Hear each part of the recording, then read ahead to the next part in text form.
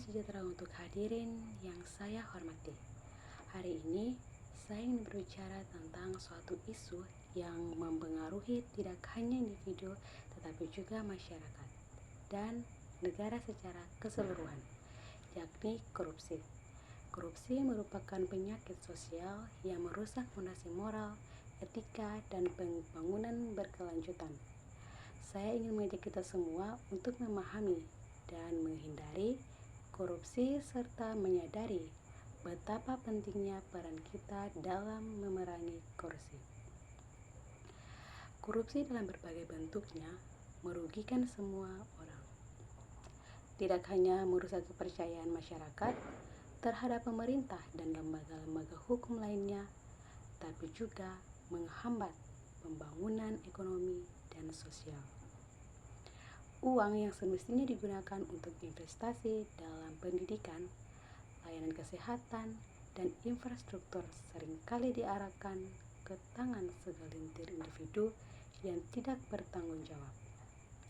Salah satu alasan mengapa korupsi perlu dihindari adalah dampak sosial dan ekonominya. Korupsi menciptakan ketidaksetaraan dalam distribusi sumber daya dan menciptakan kesenjangan yang semakin melebar. Melebar ini antara mereka yang memiliki dan mereka yang tidak memiliki. Ini dapat merusak stabilitas sosial dan memicu ketidakpuasan yang berujung pada konflik. Tidak hanya itu, korupsi juga berpengaruh pada pembangunan berkelanjutan. Negara-negara yang terkena dampak korupsi cenderung memiliki tingkat pertumbuhan ekonomi yang lebih rendah, akses pendidikan yang terbatas, serta kualitas layanan publik yang buruk. Korupsi menghalangi investasi asing dan pembangunan ekonomi yang sehat.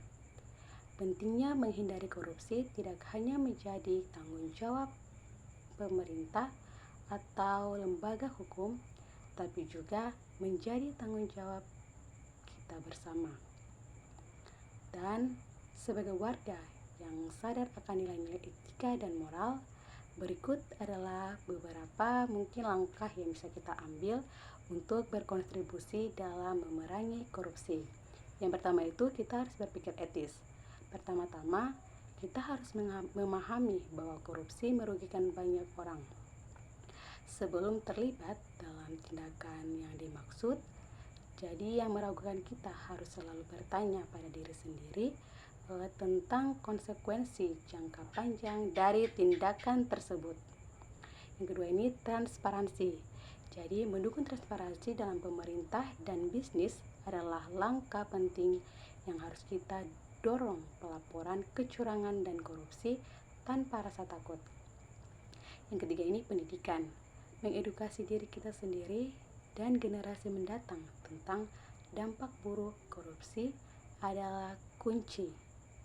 Jadi semakin banyak kita tahu, semakin kuat kesadaran kita untuk menghindari tindakan yang merugikan.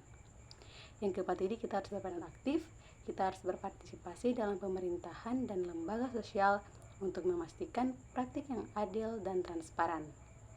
Jadi saudara-saudara sekalian, kita memiliki tanggung jawab untuk menciptakan dunia yang lebih baik dan lebih adil. Mari kita bekerja sama dalam menghindari korupsi, menjunjung tinggi nilai-nilai integritas, dan mendorong perubahan positif dalam masyarakat dan individu kita. Terima kasih atas perhatian. Saya pamit dan berkomitmen untuk menjaga integritas dan berkontribusi dalam membangun masyarakat yang bersih dari korupsi. Salam integritas dan perubahan positif. Terima kasih.